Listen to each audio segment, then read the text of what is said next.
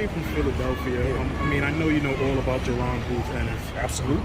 One of think the best in the world. Do you think at this stage in his career right now, he can jump into the ring with a Terence Crawford and Errol Spence and actually win those fights? I think with Boots' style and the cloth that he's come from, he's not somebody that's just good and because he had a lot of amateur fights on pro fight. The cloth that he come from, Bozy, his father, fighter. Pooh, Farad, fighters. Not neighborhood fighters, USBA champions, fighter fighters. Boots come up under that his whole career, his whole life. This kid knew nothing but boxing. This is a different type of pedigree. This is not, well, he had 10, 15 fights. This guy can fight. No. This is someone that has eat, sleep, and poop and shit, nothing but boxing his whole life.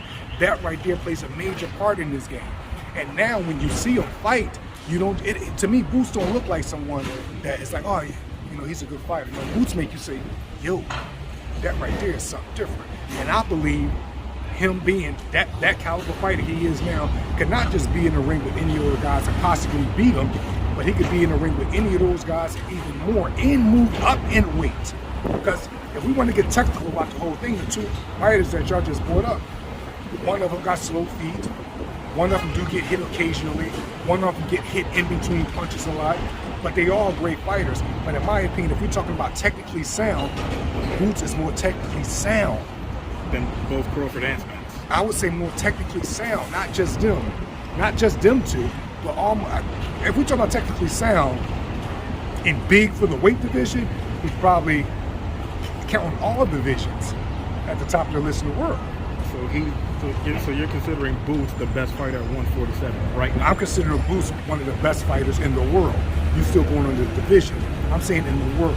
Well, I mean, even if you say in the world, it kind of gives a misconception because both Terence Crawford and Errol Spence are They're in the world, right? Yeah, but they're, you know, pound for pound, maybe somebody had Crawford 1, maybe Right. Spence 3. So that's I think if we're talking about proven, those guys are proven more than Boots, so you got to give them the edge because of the championships, because who they beat to get the title, stuff like that. But now take that away, take the proven and the accolades away.